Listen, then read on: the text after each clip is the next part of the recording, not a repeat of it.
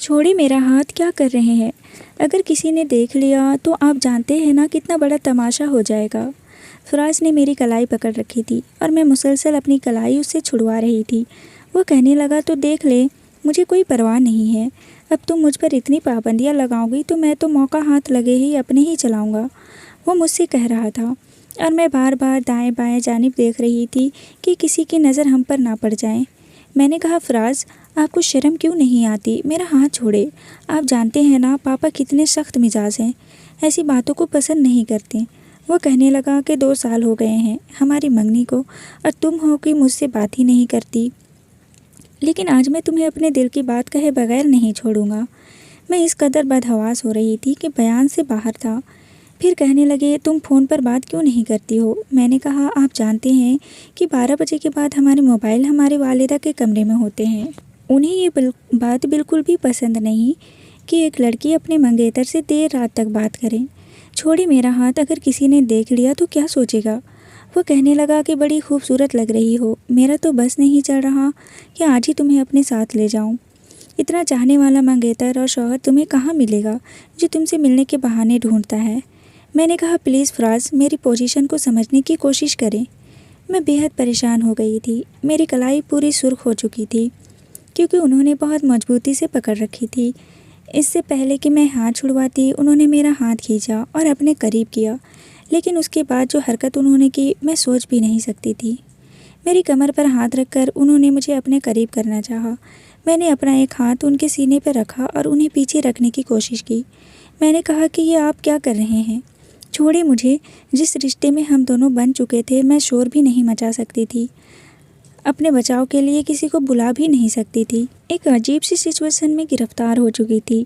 कहने लगे, जब तक तुम मुझसे मिलने का वादा नहीं कर लेती मैं तुम्हें नहीं छोड़ूंगा। मैंने कहा, मैं नहीं आ सकती, आप समझा करें। इतनी ही जल्दी है तो आप रुखसती मांग ले। शादी के बाद आप जहाँ कहेंगे मैं आपके साथ चली जाऊँगी। वो कहने लगे, जो मज़ा शादी से पहले रोमांस करने का है वो बाद में नहीं है और मैं ऐसे मौका छोड़ नहीं सकता। इससे पहले कि वो मज़ीद कोई गुस्ताखी करता और मुझे खपत में मुब्तला कर देता, मैं उससे वासिफ भाई की आवाज़ आई थी। वह कहने लगे, फ़राज, ये क्या कर रहे हो तुम? उनका सख्त और ऊंचा लहजा सुनकर फ़राज ने मुझे छोड़ा था और मैं इस कदर शर्मिंदा हुई थी कि मैं बता नहीं सकती। मैं फ़ौरन से वहाँ चली गई। मेरी कज़न फ़हमीदा की शादी थी। फ़हमीदा मेरी ताया की बेटी थी और वासिफ भाई की सबसे छोटी बहन मेरी हम उम्र थी। वासिफ भाई मेरे तायाजाद थे और फ़राज मेरा खालाजाद भाई। मेरे वालिद और मेरे ताया एक ही घर में रहते थे। ऊपर नीचे का पोर्शन था, लेकिन दोनों में बहुत इत्तेफाक था। ताया अब्बा के सबसे बड़े बेटे वासिफ भाई का सब पर रौब था और हम सब उनसे डरते थे। जिस बात से वो मना कर देते, हम में से किसी के भी कज़न की ये जुर्रत नहीं थी कि वह उनके साथ बहस करते या लड़ते झगड़ते। बहरहाल जब मेरी मंगनी फ़राज से हुई थी, फ़राज की फरमाइशें बढ़ने लगी थी। कभी उसे मुझसे मुलाकात करनी होती तो कभी फ़ोन पर बात करनी होती। मैं समझा समझा कर थक गई थी कि हमारे घर में ये सब चीज़ें कोई भी पसंद नहीं करता। मेरी खाला कुछ मॉडर्न किस्म की थी और उनकी फैमिली में इन बातों को शायद बुरा नहीं समझा जाता था, लेकिन हमारे यहाँ इस बात का बहुत ख्याल रखा जाता था। अभी भी फ़हमीदा की मेहंदी का फंक्शन था। हम सब लोग तैयार होकर वासिफ भाई की गाड़ी में ही बैठ कर आए थे। मेहंदी एक बहुत बड़े हॉल में की गई थी। वहीं फ़राज और मेरी खाला भी आई थी। वहीं फ़राज की नज़रें मुझ पर टिक गई थी। वह बार बार मुझे मोबाइल में मैसेज कर रहे थे कि ब्राइडल रूम की पिछली जानिब आकर मेरी बात सुन लो। वह जगह कदरे सुनसान थी, कोई भी वहाँ पर नहीं जाता था। मैं परेशान हुई। कहने लगा, अगर तुम नहीं आई तो मैं तुमसे नाराज़ हो जाऊँगा, तुमसे बात तक नहीं करूँगा। मजबूरन सबकी नज़रों से बचते बचाते मुझे ब्राइडल रूम की पिछली जानिब जाना पड़ा, जो कि छोटी सी गली थी। वहाँ करीब में ही लेडीज़ और जेंट्स वॉशरूम बने हुए थे, इसलिए वहाँ पर ज़्यादातर कोई नहीं आता था। जब मैं वहाँ गई तो फ़राज पहले से ही मौजूद था। कहने लगा कि मैं तुमसे मिलना चाहता हूँ, कहीं बाहर रेस्टोरेंट पे बैठते हैं, खाना खाते हैं। मैंने कहा, मेरे घर वाले मुझे इस चीज़ की इजाज़त नहीं देंगे, लेकिन फ़राज जिद करने लगा। बहरहाल जो कुछ हुआ था बहुत बुरा हुआ था। मेरा बाकी का सारा फंक्शन अपने आंसू छिपाते हुए गुजरा था। जब हम लोग फंक्शन के बाद वापस आ रहे थे तो वासिफ भाई बड़े गुस्से में थे। जैसे ही मैं फ़हमीदा के साथ गाड़ी में बैठने लगी तो मुझे घूरने लगे। मैं नज़र चुरा के बैठ गई। गाड़ी उन्होंने काफ़ी तेज़ चलाई थी। हम सब लोगों को घर छोड़ा। जब मैं गाड़ी से उतरने लगी तो कहने लगे, तस्बीहा अभी सोने के लिए मत जाना, वापस आकर मुझे तुमसे बात करनी है। उनकी ये बात सुनकर मेरा दिल ज़ोर ज़ोर से धड़कने लगा था। मैं घर पर आ गई। सब लोग फहमीदा की बहुत तारीफ़ कर रहे थे। अम्मा कह रही थी शुक्र है सब कुछ खैर व आफियत से हो गया। लेकिन सब लोग थक चुके थे, इसलिए ताई अम्मा ऊपर के पोर्शन में चली गईं। फहमीदा भी ऊपर चली गईं और मेरी छोटी बहनें भी अपने कमरों में जा चुकी थी। लेकिन मैं लॉन्च में बैठी हुई थी। बहुत डर लग रहा था। जो कुछ वासिफ भाई ने देखा था वो वाकई ऐसा था जिस पर शर्मिंदा हुआ जा सके। कुछ ही देर बाद फिर वासिफ भाई की गाड़ी आई तो ताया अब्बा, मेरे वालिद और मेरा छोटा भाई भी साथ आ चुका था। बहरहाल आते ही सबने चाय की फरमाइश कर दी। क्योंकि मैं ही बैठी हुई थी, जाग रही थी। मैंने सबके लिए चाय बनाई। ताया अब्बा कहने लगे कि बस शुक्र है, फहमीदा का मामला भी अल्लाह ने खैर व आफियत से करा दिया। बस अब तुम तस्बीहा की फ़िक्र करो। मैं तो कहता हूँ जल्द अज जल्द रुखसती करके अपने सर से ये ज़िम्मेदारी भी ख़त्म करो। माशाअल्लाह से 2 बच्चियाँ हैं, फिर उनका भी तो सोचना है। वालिद कहने लगे, मैं तो कर दूँ, लेकिन इन लोगों का कहना है कि 6 महीने बाद ही रुखसती लेंगे। अब भाई साहब अपने मुँह से मैं अपनी बेटी की शादी की बात बार बार करता तो अच्छा नहीं लगता। वासिफ भाई भी वहीं बैठे थे। मैंने चाय बना के रखी और किचन में आ गई। वासिफ भाई कहने लगे, चचा मेरे ख्याल से आपको साफ़ और सीधी बात करनी चाहिए कि 2 साल हो गए हैं मंगनी को, इसलिए शादी 6 महीने पर ना टालें। अगर आपको बात करने में झिझक महसूस हो रही है तो मैं और अब्बा बात कर लेते हैं। ताया अब्बा मेरे वालिद से कहने लगे, वासिफ ठीक कह रहा है, मैं और वासिफ बात कर लेते हैं, ये मुनासिब रहेगा। मेरे वालिद कहने लगे, चले ठीक है, जैसे आप लोगों को बेहतर लगे, हमारी तरफ से पूरी तैयारी है। चाय के खाली कप जब वासिफ भाई किचन में रखने आए तो माथे पर बल डाले हुए थे।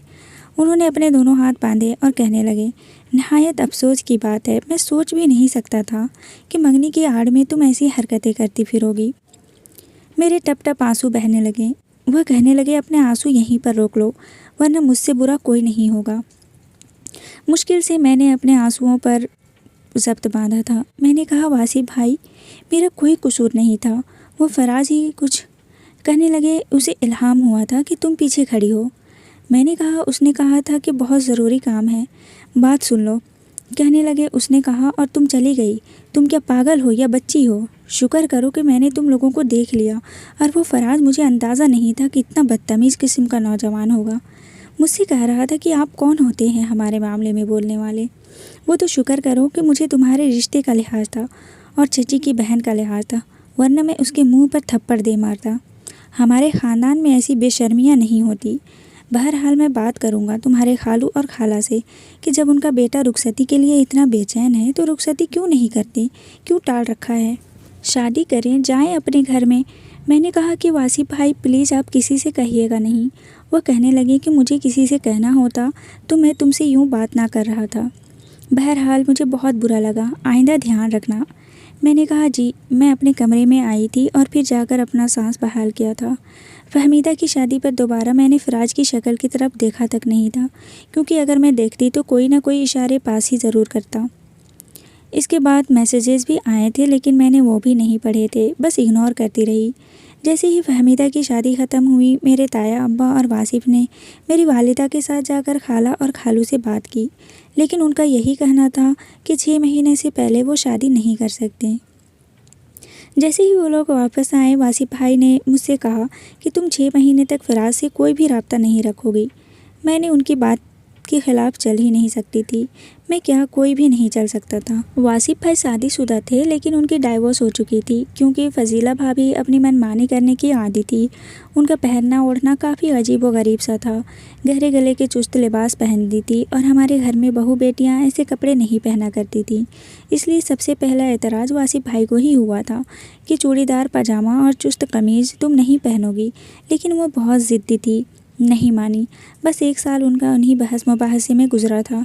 फजीला भाभी हमारे घर के तौर तरीक़ों पर चलना नहीं चाहती थी और वासिफ भाई की ज़िद थी कि वो उन्हें अपने घर के माहौल के मुताबिक ही चलाएंगे। इस तरह उनका एक बेटा भी हो गया, लेकिन फजीला भाभी अपना बच्चा तक छोड़कर चली गईं। मैं उस शख्स के साथ नहीं रह सकती। अजीब बात यह थी कि इस वाक़े को 10 साल गुजर गए थे, लेकिन वासिफ भाई ने दूसरी शादी नहीं की थी। उनका बेटा फ़हद 10 साल का हो गया था। मेरे छोटे भाई फरमान के साथ ही ज़्यादातर रहता था, क्योंकि दोनों में सिर्फ 5 साल का फ़र्क था। फरमान 15 साल का था। अब्बा और ताया जान की एक ही फैक्ट्री थी और उसी से घर चलता था, जिसे वासिफ भाई ने ही संभाल रखा था। मैंने उसके बाद फराज से बात तक नहीं की, लेकिन 1 महीने बाद वो खाला के साथ हमारे घर पर आया था, और आया भी शाम के वक्त था, जब कोई भी मर्द घर पर नहीं था। मेरी वालिदा को ये बात अच्छी तो नहीं लगी, लेकिन फिर भी उनकी सगी बहन थी, भांजा था, इसलिए कुछ नहीं कहा था। मौका पाकर फराज मेरे कमरे में आ पहुंचा था। कहने लगा, तुमने क्या तमाशा बना रखा है, ना फ़ोन उठाती हो ना बात करती हो। मैंने कहा कि तमाशा आपने ये लगाया था, उसी का खामियाजा भुगत रही हूँ। आपको पता है वासिफ भाई ने मेरी कितनी बेइज्जती की है। मुझे आपके बुलाने पर पीछे जाना ही नहीं चाहिए था। वो माथे पर बल डाले मुझे देखने लगा। कहने लगा, वो होता कौन है तुम पर रौब जमाने वाला? जानते हो, उस दिन मुझ पर भी ऐसे चढ़ दौड़ने की कोशिश कर रहा था, लेकिन मैंने उसका मुंह बंद करवा दिया। मैंने कहा, अभी भी आप यहाँ से जाएं। हमारे घर में और आपके घर में माहौल अलग अलग है। मेरे घर में ये सब पसंद नहीं है किया जाता।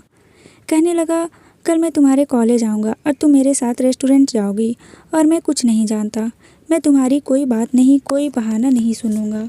मैंने कहा, फराज, आप क्यों मुझे इस मुसीबत में डाल रहे हैं? अगर आपको ज़्यादा ही है तो शादी क्यों नहीं कर लेते? कहने लगे, तुम्हें क्या तकलीफ़ है, क्यों शादी की इतनी जल्दी है? मैंने कहा, मैं कहीं नहीं जाऊंगी। कहने लगे, अगर तुम नहीं गई तो याद रखना, मैं तुमसे बहुत सख्त नाराज़ हो जाऊंगा, तुमसे बात तक नहीं करूंगा। यह कहकर वो मेरे कमरे से बाहर चला गया और मैं परेशान हो गई। अगले रोज़ कॉलेज में भी परेशान ही रही थी। जैसे ही मैं बाहर जाने के लिए निकली तो फराज की गाड़ी बाहर ही खड़ी थी। कॉलेज हमारे घर से ज़्यादा दूर नहीं था, पैदल का ही रास्ता था। मैं उन्हें नज़रअंदाज करके सीधा सीधा चलने लगी। वो अपनी गाड़ी से बाहर आए और मेन रोड पर ही मुझे पुकारने लगे। कहने लगे, तस्बीहा, यहीं रुक जाओ। फिर तेज़ कदम उठाते हुए मेरे सामने आकर रुक गए। मैंने कहा, आप क्या कर रहे हैं? सब लोग देख रहे हैं। कहने लगे, देख रहे हैं तो देखने दो, चलो मेरे साथ। उन्होंने मेरा घर पकड़ लिया। मैंने कहा, मेरा बाजू छोड़े, क्यों मेरा तमाशा बना रहे हैं? वह कहने लगे कि चलो मेरे साथ, और अब तुम कोई ड्रामा नहीं करोगी। ये कहते हुए वो मुझे अपने गाड़ी में बिठाने की कोशिश करने लगे। सबके सामने मैं अपना तमाशा नहीं चाहती थी, इसलिए मैं चुपचाप गाड़ी में बैठी। वो मुझे एक रेस्टोरेंट में ले गया। कहने लगे कि मुझे तुम्हारे ख़ानदान की दकियानूसी सोचों से सख्त चिढ़ है। एक बार शादी हो जाए तो मैं तुम्हें तुम्हारी मैके भी जाने नहीं दूंगा। फिराज मेरे सामने बैठने के बजाय मेरे बराबर में ही बैठा था। मैं इस वक्त बहुत परेशान थी। कॉलेज यूनिफॉर्म में थी। देखने वाले मुझे और फिराज को देखकर अजीब सी इशारेबाजियाँ कर रहे थे। मुझे अजीब सी शर्म आ रही थी। पता नहीं क्या सोच रहे थे कि क्या मैं डेट पर आई हूँ। फिराज मेरे बॉयफ्रेंड है। नौजवान बेटे इशारेबाजियों के साथ साथ हंस भी रहे थे। आपस में ना जाने क्या क्या कह रहे थे।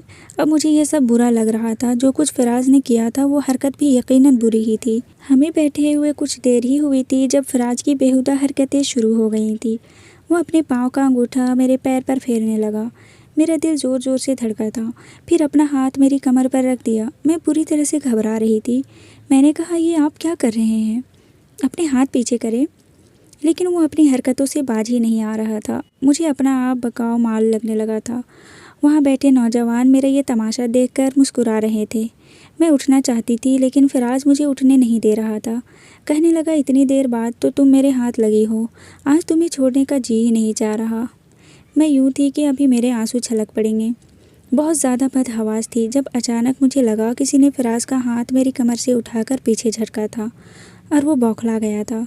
वो जैसे पीछे हुआ तो सामने वासिफ भाई पड़े गुस्से से खड़े थे। उनके साथ 2-4 लोग और भी थे।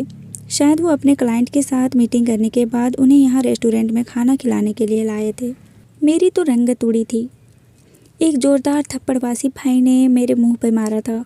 कहने लगे, कॉलेज का बहाना करके तुम ये सब कर रही हो? मैं तो कुछ बोल ही नहीं पाई थी।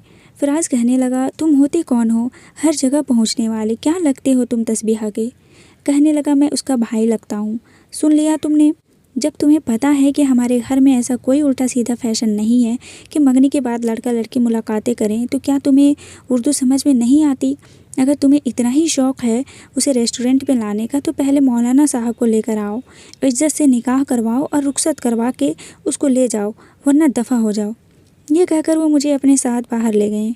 मुझे गाड़ी में बिठाकर घर ले आए। पूरे रास्ते मैं रोती रही, ये कहती थी कि वो मुझे मजबूर करके घर ले गया था।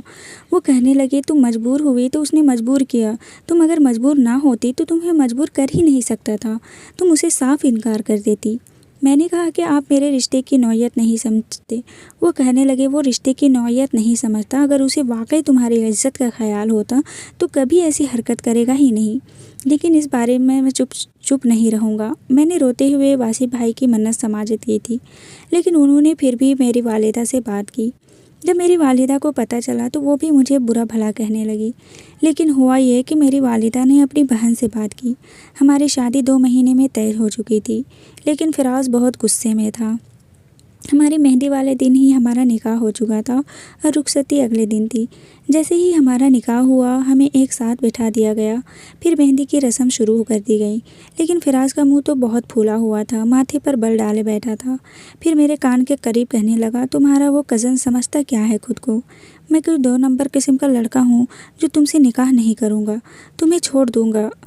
उस खबीस के बच्चे को तो मैं छोड़ूंगा नहीं। बहुत इज्जत और गैरत है ना उसमें, मैं उसे मुंह तोड़ जवाब दूंगा।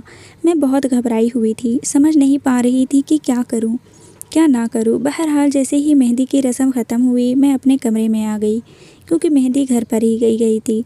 लेकिन कुछ देर बाद मेरी खिड़की खटकी थी, जो कि बाहर की राहदारी की तरफ थी। मैंने खिड़की में देखा तो फराज था। मैंने खिड़की खोली तो वो अंदर आ गया। मैंने कहा आप यहाँ क्यों आए हैं? तो कहने लगा क्यों, अब तो मेरा निकाह हो गया है तुमसे, अब क्या तकलीफ़ है? तुम्हें पता नहीं उन्हें किस बात का गुस्सा था, कौन सी ज़िद थी। मैंने कहा फराज कल रुखसती है, कल मैं आपके घर आ जाऊंगी। कहने लगा नहीं, तुम्हारे इस दकियानूसी कज़न को यही तकलीफ़ थी ना कि मंगनी का रिश्ता शरई हैसियत नहीं रखता था, लेकिन निकाह का तो रखता है ना। ये कहकर उसने मेरे दोनों हाथ पकड़े थे। मैंने कहा ये आप क्या कर रहे हैं, प्लीज़ जाएं यहाँ से। मैंने अपने दोनों हाथ छुड़वाए। कहने लगा क्यों, अब क्या हुआ? मैं तुमसे सिर्फ आधे घंटे के लिए मिलने आया हूँ, तुमसे गले मिलना चाहता हूँ, तुम्हें किस करना चाहता हूँ, और अब मैं तुम्हारा महरम हूँ। ये सब किए बिना आज नहीं जाऊँगा। उसकी बातें सुनकर मेरे होश उड़ गए थे। मैंने कहा कि मैं ऐसा कुछ भी नहीं करूँगी, ना ही करने दूँगी। इस बार मेरा लहजा सख्त था। जिस तरह की वो फरमाइश कर रहा था मैं सोच भी नहीं सकती थी। कहने लगा मेरी भी ज़िद है कि ये किए बिना नहीं जाऊँगा, तुम्हारी मर्ज़ी है, मैं यहीं बैठा हूँ। मैं यूँ थी कि अभी रो दूँगी। अगर बाहर का दरवाज़ा खोलकर कोई अंदर आ जाता तो उसको मेरे कमरे में देख लेता तो क्या होता, एक तमाशा सा लग जाता, और इस बार लगने वाला तमाशा कोई और ही रुख पकड़ जाता। अब मैं नहीं चाहती थी कि मेरी शादी में कोई भी बदमज़गी पैदा हो, क्योंकि इस बार अगर कोई फराज को मेरे कमरे में देख भी लेता तो यकीनन मेरी शादी टूट जाती। मैं फराज के सामने रोने लगी तो वो कहने लगा नहीं, मेरी ज़िद पूरी करो, या याद रखना मैं तब तक नहीं जाऊंगा जब तक तुम मेरी ये दोनों बातें मान नहीं लेती। मैंने कहा मैं ऐसी कोई फरमाइश पूरी नहीं करूँगी, आपका जो चीज़ चाहता है कर लें। कहने लगा मतलब तुम इस शख्स की वजह से मुझे इनकार कर रही हो, मुझे अपने शौहर को? मैंने कहा कौन शख्स? कहने लगा वही वासिफ जो खुद को तुम्हारा हकदार समझता है। मैंने कहा वो मेरे बड़े भाई जैसे हैं। वो कहने लगा जैसे जैसे क्या होता है, जैसे वैसे कोई नहीं होता, तुम्हारा कज़न है, भाई नहीं। तुम्हारे लिए वो भी गैर महरम है, फिर क्यों तुम्हारे बाप बनने की कोशिश करता है? पता नहीं किस चीज़ का गुस्सा चढ़ा हुआ था फराज को, मेरी एक नहीं सुन रहा था। मैंने कहा फराज प्लीज़ अभी यहाँ से जाएं, कल जब मैं आपके घर पर आ जाऊँगी तो जो चाहे कर लेना, मैं इनकार नहीं करूँगी। मेरा दरवाज़ा खटकने लगा तो मेरी जान पर बन गई थी, लेकिन वो ज़िद पे था। मैंने कहा कौन है? तो मेरी छोटी बहन थी। मैंने कहा जाओ यहाँ से, मेरे सर में दर्द है। मैं फराज के सामने रोने लगी, लेकिन वो मुझसे इसी बात पर ज़िद पर अड़ा हुआ था। फिर मुझे दोनों हाथ से पकड़कर मेरे करीब आने लगा, ज़बरदस्ती करने लगा। अपना आप बचाने की चक्कर में मैं इस तरफ को थप्पड़ मार चुकी थी, जो उसके मुंह के साथ शायद उसकी गैरत पर भी लगा था। वो कहने लगा तुमने मुझे थप्पड़ मारा, तुमने मुझे थप्पड़ मारने की हिम्मत की तो कैसे की?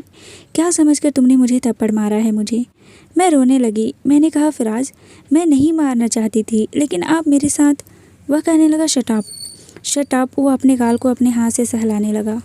कहने लगा मैं जान चुका हूँ कि मेरी क्या औकात है और हैसियत है। मैंने कहा ऐसी बात नहीं है। वो कहने लगा नहीं, मैं नहीं जान चुका हूँ कि मेरी औकात और हैसियत क्या है। वह कहने लगा कि तस्बीहा मैं अपने पूरे होशो हवास में मैं तुम्हें तलाक देता हूँ। मेरी तो जान निकली थी। मैंने कहा फराज ये क्या कर रहे हो?